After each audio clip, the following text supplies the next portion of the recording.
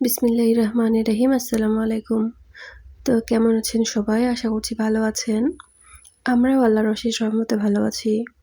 তো আবারও একটা নতুন ব্লগ নিয়ে আপনাদের মাঝে হাজির হয়েছি। আজকে রবিবার, আমরা দুজনেই রুমে থাকবো। ছুটি আছে, তো ভাবছি যে রুমটাকে ভালো করে ক্লিন করব। বাকি দিন তো দুজনেই ব্যস্ত থাকি। আমি একটা আইসক্রিমও অর্ডার করেছিলাম, তো এই আইসক্রিম খেয়ে আমি কাজে লেগে পড়ব। আমাদের বেসিনের সাইডে বা দেয়ালগুলো, এই যে দেওয়ালগুলো সবগুলো একদম হলুদ হলুদ হয়ে গেছে।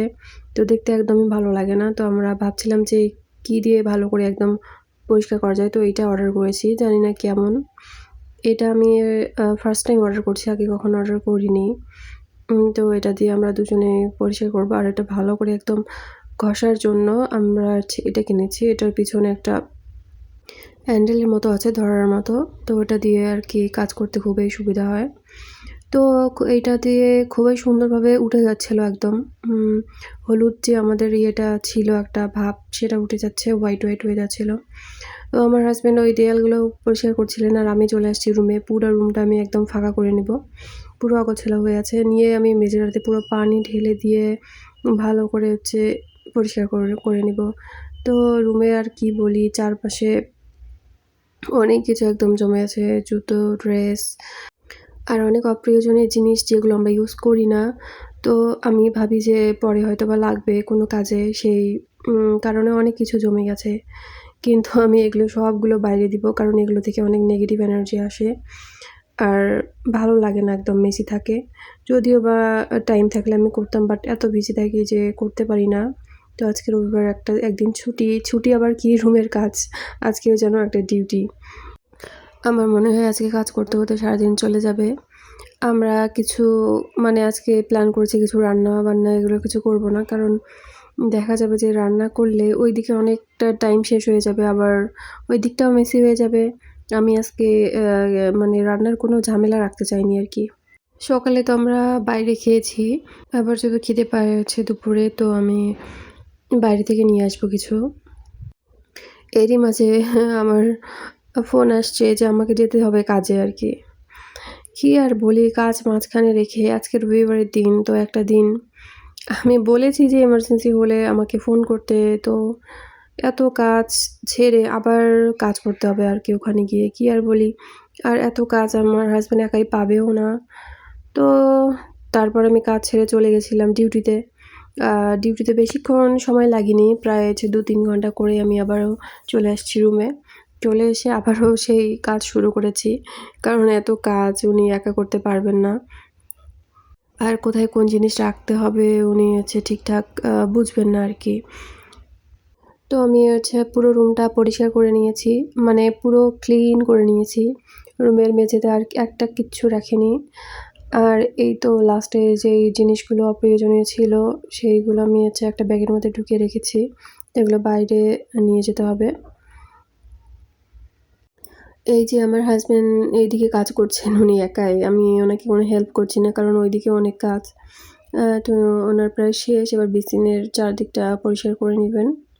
নিয়ে এগুলো বালতিতে পানি আছে, পানি দিয়ে এখানেই ধুয়ে দিবেন। তো নিচে পড়লে কোনো প্রবলেম নেই। দেখুন দেয়ালগুলো আলহামদুলিল্লাহ অনেক একদম হোয়াইট হয়ে গেছে। এটা অনেক ভালো আরকি, কাজের জিনিস একটা। সাদা হয়ে গেছে একদম।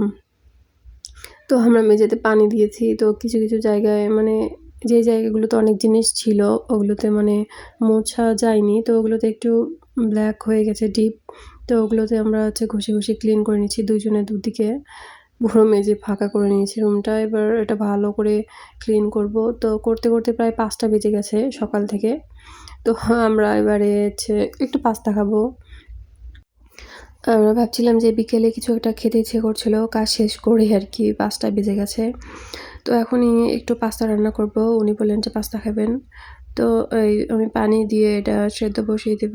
আর আমাদের মাছ আনা ছিল। আমার হাসব্যান্ড কেটে আমাকে মাছ ভেজে দিয়েছিলেন। তো আমি এগুলো আবার একটু গরম করে রাখবো, কারণ আমাদের যেহেতু ফ্রিজ নেই, তো ফ্রিজ না থাকায় একটু ভেজে রাখলে মাছ থেকে যায়। ২ দিন তো থেকেই যায়, কোনো প্রবলেম হয় না ভালোভাবেই। শুধু একটু ভেজে নিতে হয়।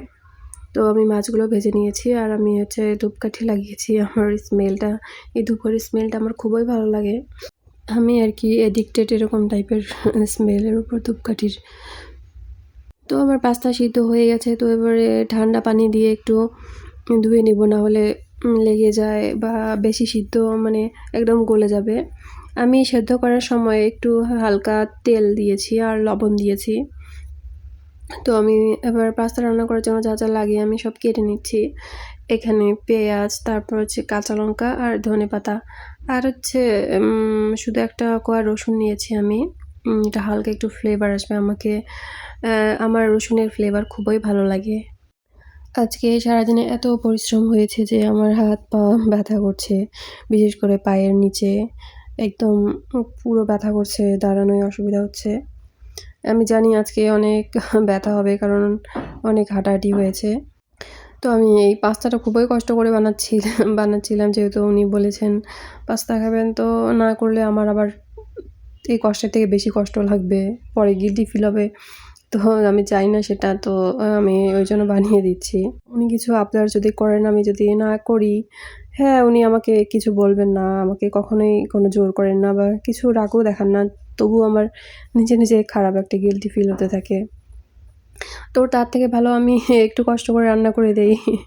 কারণ এই রান্না করে দিলে একটু হয়তোবা ২০ মিনিটের একটু কষ্ট হবে, কিন্তু যদি আমি রান্না করে না দেই, আমার সবসময় ভাবতে থাকবো, ইস! আমি রান্না করে দিলাম না। উনি চাইলেন। অনেক খারাপ লাগতে থাকবে আরকি। আমার এটা আরকি একটা সমস্যা। কিন্তু আমি রাতে আর কিছু রান্না করতে পারবোই না। আমার পক্ষে সম্ভব না। সম্ভব না বলতে আমার একদম মনটাও চাচ্ছে না। সবথেকে আমার মনে হয় শরীর খারাপ থাকলেও রান্না করা যায়। কিন্তু মন যদি না চায় তাহলে কোনোমতেই আর পারা যায় না। তো আমার শরীরের সাথে মনটাও একদম চাচ্ছিল না তো রান্না করতে।